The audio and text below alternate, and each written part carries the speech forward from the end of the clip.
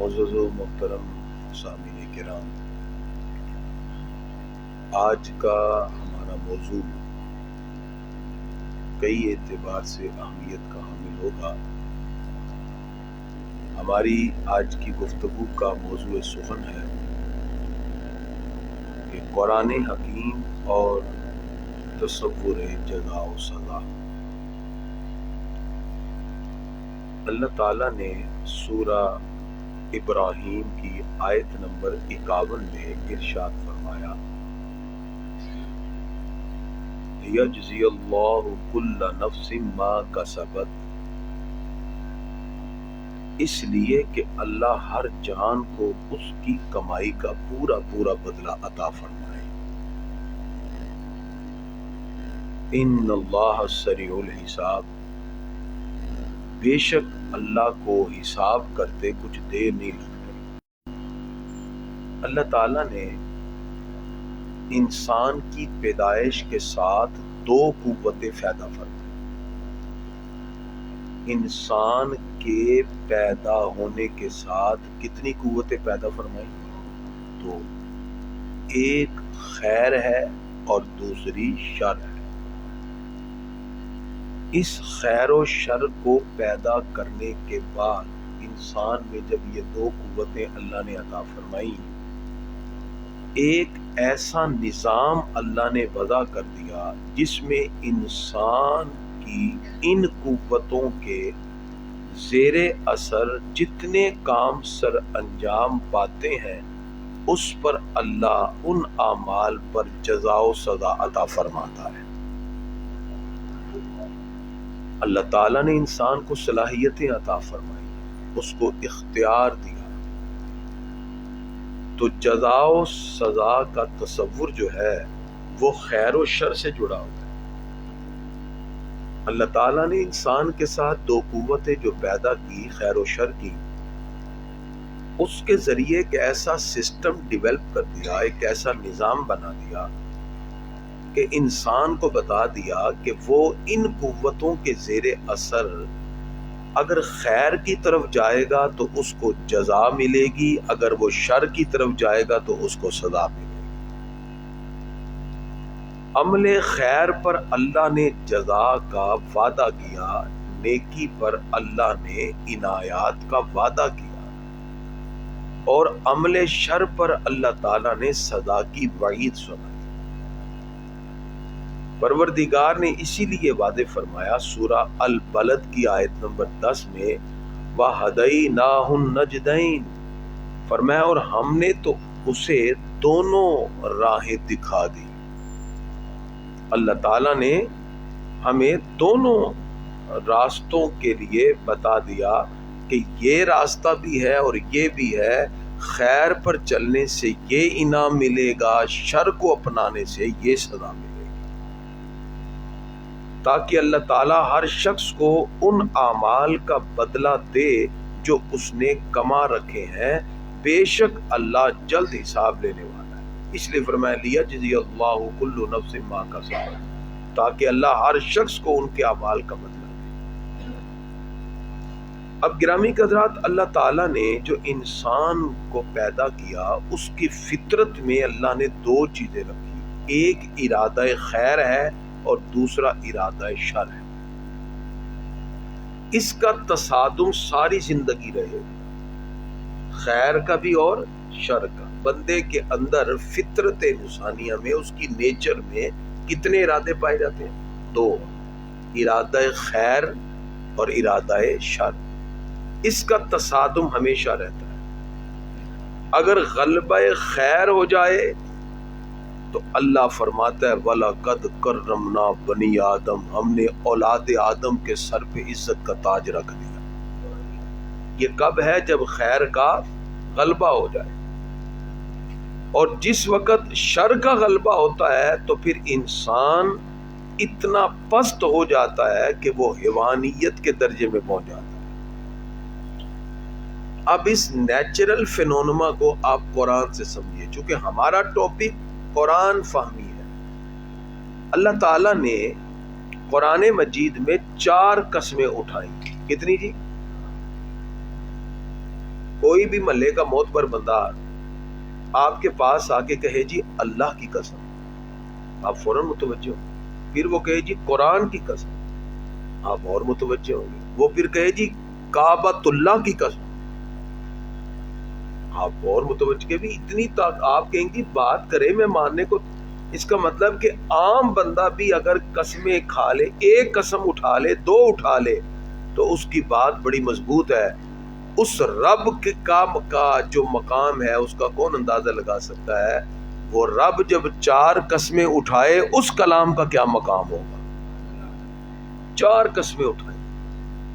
پہلی قسم اللہ فرماتا ہے والتین، قسم ہے انجیر کی، والزیتون، اور قسم ہے زیتون کی، والطور سینین، اور قسم ہے طور سینا کی، وہذا البلد الامین، اور قسم ہے اس شہر امن کی. کتنی قسمیں ہوگی؟ 4 قسمیں. اور اٹھانے والا کون ہے؟ اللہ.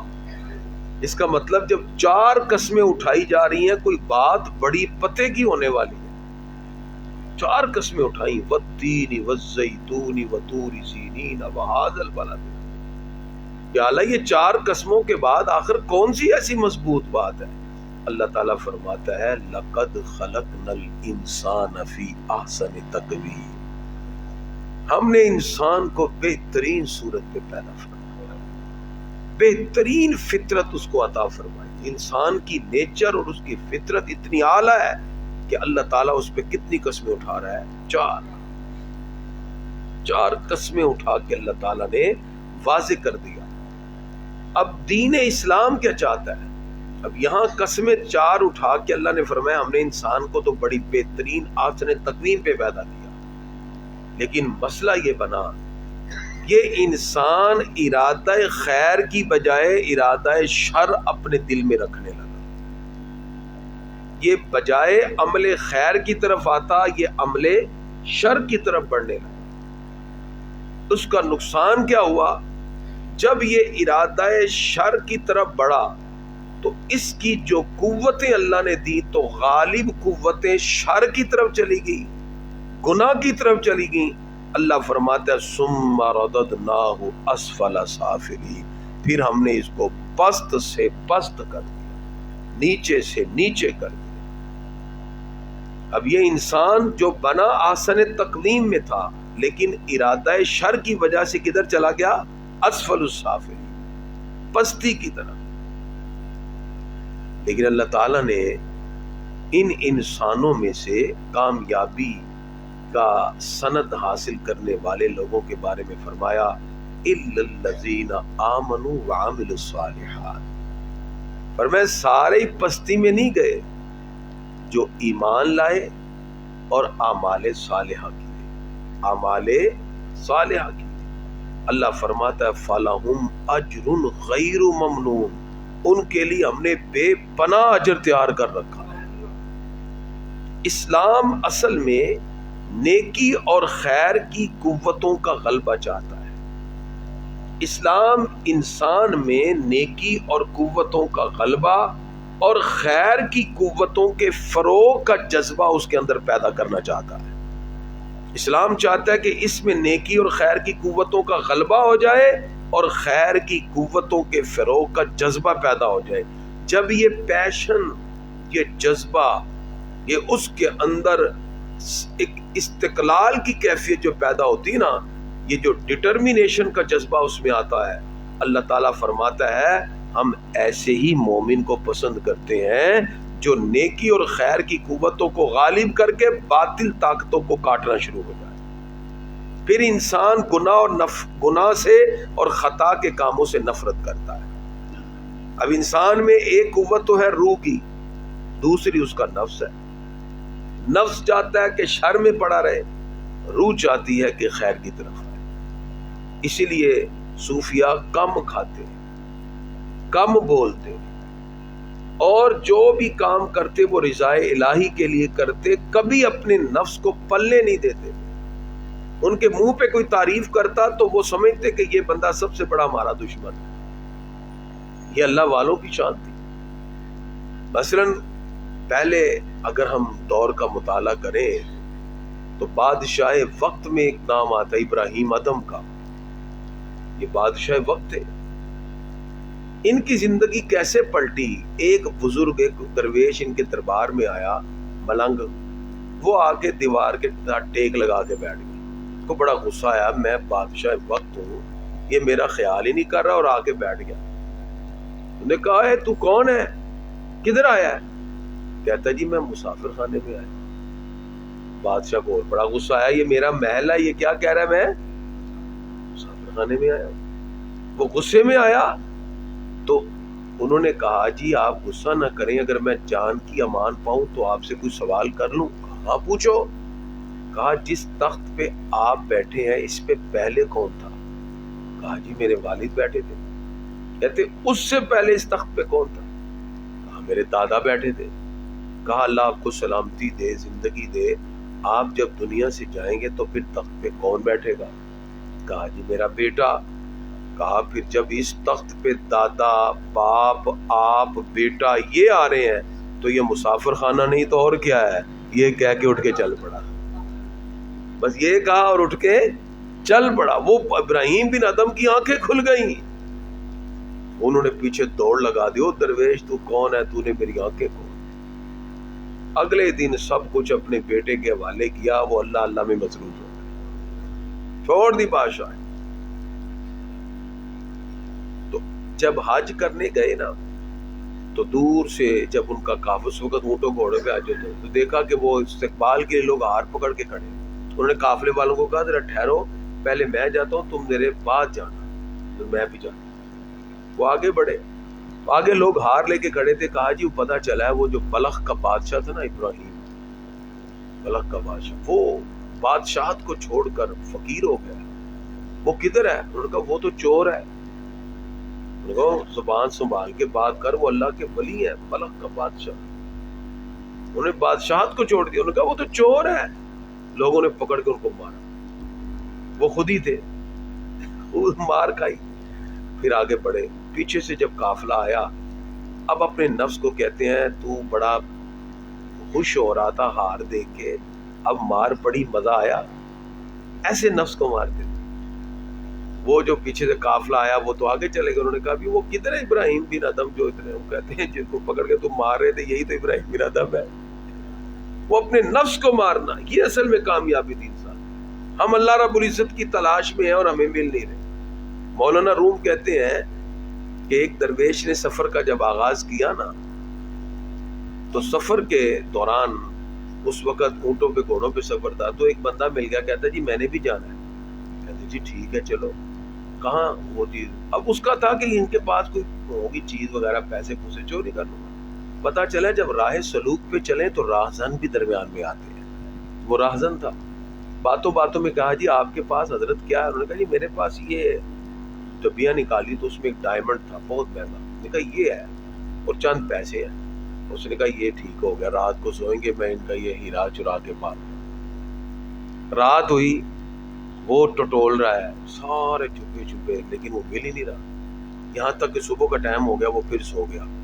تو دیکھا اگلے دن ڈھونڈیں گے. اگلے دن پھر وہ رات کو ڈھونڈتا رہا، پھر نہیں. 3 دن تک وہ ڈھونڈ. تیسرا دن جب گزر گیا تو اگلے دن منزل مقصود پہ پہنچ گئے.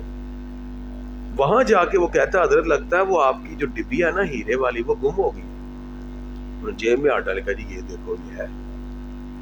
اچھا انہوں نے کہا جی اب ہم رخصت ہونے لگے ہیں، لیکن یہ بتاؤ یہ ڈبیا آپ رات کو کدھر رکھتے تھے؟ وہ کہتے ہیں جی جب تو سو جاتا تھا یہ ڈبیا میں تیری جیب میں رکھ دیتا تھا، تو ساری رات مجھے ٹٹولتا رہا، تو نے اپنے آپ کو کبھی ٹٹولا ہی نہیں. مولانا روم یہ کہہ کے کہتے ہیں بندے ساری زندگی ہوگی وہ بھی ماڑا، وہ بھی پیڑا، وہ بھی گندا، اوے کدی تو اپنے آپ نو ٹٹولیا ہی نہیں. وہ رب تو تیرے اندر بس رہا ہے. بابولے شاہ کیا فرماتے ہیں؟ رب رب کر دے بڈڑے ہو گئے ملا پنڈت سارے، رب دا کھوج کھرا نہ لبیا ایویں سجدے کر کر آرے. رب تے تیرے اندر وسدا وچ قرآن اشارے، بلے شاہ ربوں نو لبدا جڑا یار تو تن من وارے. وَإِذَا سَأَلَكَ عِبَادِي عَنِّي فَإِنِّي قَرِيبٌ. اللہ فرماتا ہے پوچھتے ہیں رب کدھر ہے؟ میں تمہارے قریب ہوں. تو اسلام چاہتا ہی ہے کہ بندے میں خیر کی قوتوں کا غلبہ ہو، خیر کی قوتوں کے فروغ کا جذبہ ہو. جب یہ خیر کا جذبہ اس کے دل میں آ جاتا ہے پھر وہ گناہ سے نفرت کرنے لگ جاتا ہے. اس لیے اسلام نے کبھی گناہ گار سے نفرت نہیں کی، گناہ سے نفرت کی. کس سے نفرت کی ہے؟ گناہ سے. گناہ گار تو ہمارے محبوب کی بارگاہ میں آتے تو ان کا دامن ایسے پاک ہوتا، ہمارے آقا ان کو نظر رحمت سے پاک کر دیتے. اس لیے سورہ زمر کی آیت نمبر 53 میں اللہ فرماتا ہے قُلْ يَا عِبَادِيَ الَّذِينَ أَسْرَفُوا أَنفُسَهُمْ، محبوب کہہ دیجئے ان لوگوں کو جنہوں نے اپنی جانوں پر ظلم کیا ہے، لا تقنطوا من رحمت اللہ، اللہ کی رحمت سے کبھی نا امید نہ ہونا، اس لیے اس کی رحمت سے طلب کریں. تو اسلام کے جرم و سزا کا تصور کیا ہے؟ اسلام چاہتا ہے کہ لوگوں میں خیر کا جذبہ پیدا ہو اور اللہ کے ساتھ اس کا تعلق جڑ جائے. جب اللہ رب العزت سے تعلق جڑتا ہے تو پھر حقیقت کی آنکھ کھلتی ہے. یہ جو ہم ظاہری دنیا میں کھوئے ہوئے ہیں کچھ بھی نہیں ہے. تو جب انسان کی وہ باطنی آنکھ کھلتی ہے اس کو پتہ چلتا ہے کہ حقیقت کیا تھی. یہ جو رزق جس کا وعدہ ہی رب نے کیا ہوا ہے اس کے لیے زندگی ساری گزار دی اور اب مال اور دولت کو اکٹھا کرنے میں لگا. ٹھیک ہے، تو پہلے تو خیر کا جذبہ. آئیے اب ہم نماز کی سنتوں کی طرف آتے ہیں. ہم نے لاسٹ ٹائم نماز کے واجبات سیکھے تھے، آج ہم سیکھیں گے نماز کی سنتیں. کیا سیکھیں گے جی؟ سنتیں.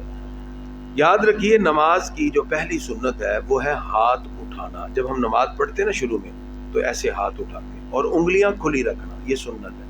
اور سر کو جھکانا. بعض لوگ سر اٹھا کے اللہ اکبر کہتے ہیں، ایسے نہیں، سر کو جھکانا. ٹھیک ہے، یہ اللہ.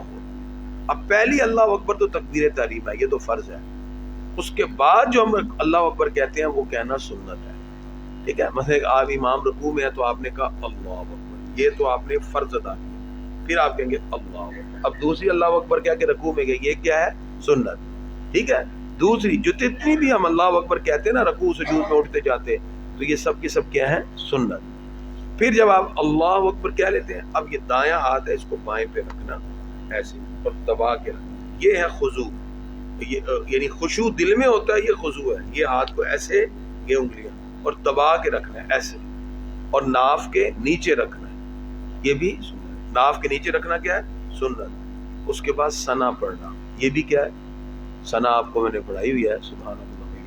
اس کے بعد تعوذ اور تسمیہ. بعض کو تعوذ کہتے ہیں، تعوذ نہیں بلکہ کیا لفظ ہے؟ تعوذ. تعوذ کا مطلب اعوذ باللہ من الشیطان، یہ بھی سنت ہے.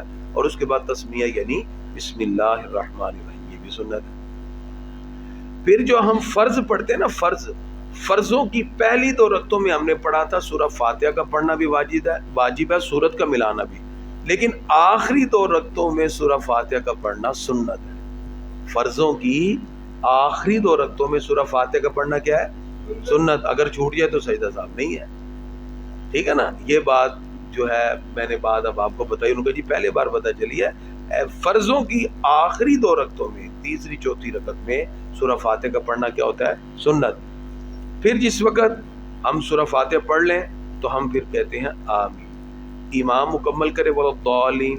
تو یاد رکھیے ثنا، تعوذ، تسمیہ، آمین، ان سب چیزوں کو آہستہ آواز سے پڑھا جاتا ہے. ثنا ہم آہستہ آواز سے پڑھتے ہیں، اونچی بات نہیں پڑھتے سبحانک اللہم ایسے نہیں. تعوذ، اعوذ باللہ اور بسم اللہ یہ بھی آہستہ پڑھتے ہیں، اور آمین بھی آہستہ. یہ سب چیزیں آہستہ کہنا کیا ہے؟ سنت. اس کے بعد قرات میں سنت کے مطابق پڑھنا، یعنی حضور صلی اللہ علیہ وسلم نے جس طریقے سے قرات کی ہے اس کے مطابق. اور اس کے اندر ترتیب کو رکھنا ضروری ہوتا ہے. قرآن کی ترتیب کو الٹا نہیں کر سکتے، اور ترتیب بھی توقیفی ہے جو حضور صلی اللہ علیہ وسلم نے لگوائی ہے. پھر جو رکوع اور سجود کی تسبیحات ہیں ان کا پڑھنا بھی کیا ہے؟ سنت. امام کے ساتھ ہو تو آپ 3 مرتبہ پڑھیں، لیکن آپ اکیلے پڑھیں نا تو کم از کم آپ کو 21 مرتبہ، 11 مرتبہ، 15 مرتبہ تاک عدد میں زیادہ پڑھنی چاہیے. بعض لوگ اپنی سنتے پڑھتے ہوئے بھی سبحان ربی العظیم سبحان میں چلو 3 بار.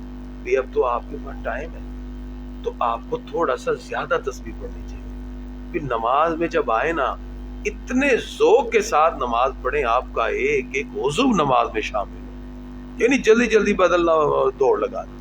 نماز تو سکون سے. پھر آپ کو نماز کا لطف بھی آئے گا اور پھر نماز کو قائم کرنے کا آپ کو پتہ چلے گا۔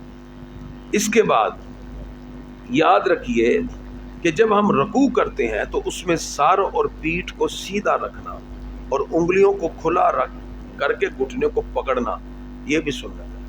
انگلیاں کھلی ہوں گی، گھٹنے پکڑے ہوں گے اور سر اور پیٹھ کیا ہو جائے گی، ایک جائے، یہ بھی سنت ہے۔ پھر قوما جو ہم کھڑے ہوتے ہیں سمیع اللہ لمن حمدہ، وہ کھڑا ہونا تو تھا واجب، اس میں سمیع اللہ لمن حمدہ یہ بھی کہنا سنت، اور ربنا لک الحمد یہ بھی کہنا۔ میں ایک جگہ نماز پڑھنے گیا، وہاں امام نے غلطی سے کھڑے ہوئے کہہ دیا ربنا لک الحمد، اور آخر میں سجدہ صاحب کر دیا۔ میں نے کہا سجدہ صاحب کو کیا؟ کہتے جی میں نے سمیع اللہ لمن حمدہ کہنا تھا، میں نے بھول کے کہہ دیا ربنا لک، تو میں نے کہا یہ تو سنت ہے، سنت چھوٹے تو سجدہ صاحب ہوتے ہی نہیں ہے، ٹھیک ہے نا۔ اکثر لوگ اس طرح مسٹیک کر دیتے ہیں۔ کل بھی ایک امام صاحب سے کافی بڑی غلطی ہوگی، انہوں نے مجھے کل کال کی عشاء کے بعد یہاں سے، میں نے ان کو سمجھایا یہ نماز واجب لے آتا ہے۔ مثلا ان سے یہ غلطی ہوئی کہ 4 رکعت عشاء کی پڑھا کے نا تو وہ 5ویں میں کھڑے ہو گئے ڈائریکٹ، ایک انہوں نے سجدہ چھوڑ دیا، یعنی سجدے 2 ہوتے نا، ایک سجدہ کیا اور کھڑے ہو گئے 5ویں رکعت میں، 5ویں رکعت بھی انہوں نے سجدہ کر لیا اور اگلی رکعت ساتھ ملا لی، یہ 6 ہو گئی۔ تو جو مجھے کال کی، میں نے کہا یہ نماز ہوئی نہیں ہے، اس لیے کہ آخری اتحیات میں بیٹھنا فرض ہے، وہ فرض چھوٹ گیا ہے اور ادھر سے سجدہ بھی چھوٹا ہوا ہے، دونوں صورتوں میں آپ کی نماز دوبارہ پڑھنی پڑے گی۔ کہتے جی فلاں مفتی صاحب سے پوچھا، کہتے ہوگی، میں کہا جی بتائیں کیسے ہوگی، فرض جب چھوٹ گیا تو نماز ہو ہی نہیں سکتی۔ تو مسئلے کو بڑا سینسٹیو انداز میں سمجھا کریں، ٹھیک ہے نا۔ تو یہ ایک ایک چیز آپ کے سامنے میں کھل کے ساری لے کے چل رہا ہوں۔ اسی طرح جب آپ جلسے یا قعدہ میں بیٹھتے ہیں نا اتحیات میں، اس میں بایاں پاؤں بچھا کر اور پھر دائیں کو کھڑا کرنا، اور کوشش کریں اس کی انگلیوں کے سرے قبلے کی طرف، یہ بھی سنت ہے۔ جس کو موٹاپا یا تکلیف ہے وہ تو ایک الگ بات ہے، مرد حضرات اس طرح کر کے بیٹھیں، خواتین جو ہوتی ہیں وہ پاؤں ایک طرف نکال کے تو سرین پہ بیٹھ جائیں۔ اس کے بعد سجدے میں جاتے ہوئے، جب ہم قیام سے سجدے میں جاتے ہیں، بعض لوگ پہلے ہاتھ رکھتے ہیں، اگر تو تکلیف وغیرہ وہ الگ بات ہے، اگر کوئی تکلیف وغیرہ نہیں ہے تو پھر ہاتھ اپنے گھٹنے پہ ہی رکھیں گے، پہلے گھٹنے لگانے ہیں پھر ہاتھ پھر پیشانی، یہ بھی کیا ہے سنت۔ اور جب تشہد میں جائیں گے تو اشہد اللہ الہ الا اللہ، اللہ پہ ایسے رکھ دینا ہے، یہ اشارہ کرنا بھی سنت۔ اور جب ہم آخری اتحیات میں بیٹھتے ہیں تو تشہد تو واجب تھا نا، اس کے آگے جو ہم درود شریف پڑھتے ہیں درود ابراہیمی، اور یہ سب کا سب پڑھنا بھی کیا ہے سنت ہے، ربی جعلنی سب، ٹھیک ہے۔ اور پھر اس کے بعد دائیں طرف پہلے سلام پھیرنا سنت ہے، پھر بائیں طرف پھیرنا سنت ہے۔ یہ ساری کی ساری کیا ہے جی نماز کی سنت ہے، اور اس کو آپ نے بہتر کرنا ہے، ٹھیک ہو گیا جی۔ اب آپ جب دعائے قنوت پڑھتے ہیں وتر میں، ہم وہ کہلوائیں گے آج، اور اس کے بعد پھر ہم ذکر اور دعا۔ دعائے قنوت بعد لوگ غلط پڑھ لیتے ہیں، اس کو تھوڑا سا میرے ساتھ پڑھ لیجئے۔ اللہم انا نستعینک ونستغفرک ونؤمن بک ونتوکل علیک ونثنی علیک الخیر ونشکرک ولا نکفرک ونخلع ونترک من یفجرک اللہم ایاک نعبد ولک نصلی ونسجد، صاد اور سین میں فرق ہونا چاہیے، سیٹی کے اندر، ونسجد وإلیک نسعی ونحفد ونرجو رحمتک ونخشى عذابک ان عذابک بالکفار ملحق۔ آئیے اب سب گنبد خضرا کے اس جلووں میں کھو جاتے ہیں